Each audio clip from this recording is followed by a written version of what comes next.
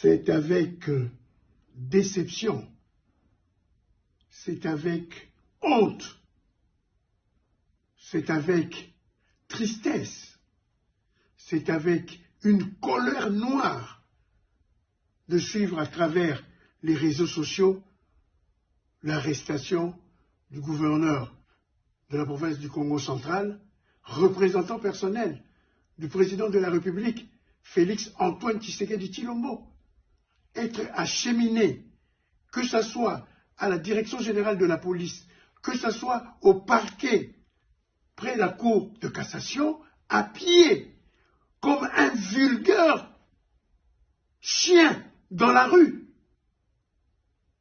À ce jour, il est présumé innocent, puisqu'il n'y a aucun jugement qui a été fait contre lui. Comment voulez-vous que nous puissions accepter ce genre de choses?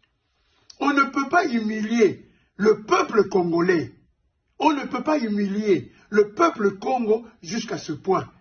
La dernière fois que nous avons vu ce genre d'image, que nos arrière-grands-parents nous le rencontrent, c'est quand on a cheminé Simon Kimbangu à la prison de Mbanzangungu, 10 villes de l'époque.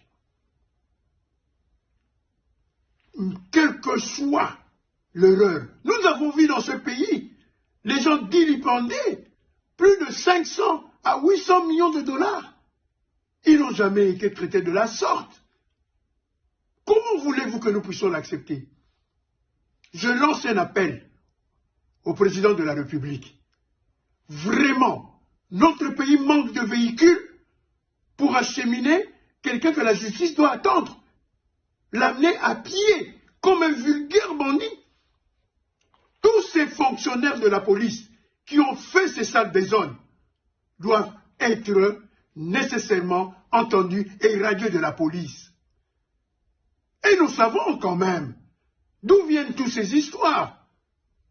S'ils veulent la déstabilisation de la province du Congo central, c'est la bonne manière qu'ils viennent de faire. Ça servira à quoi que le président de la République puisse inciter les investisseurs dès lors qu'un de ses représentants est conduit de la sorte, en tant que présumé innocent.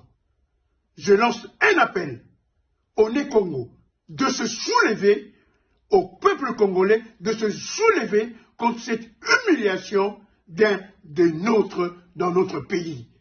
Et je vous dis, ça ne se passera pas ainsi. Même sous le régime de M. Kabila, nous n'avons jamais vécu ça.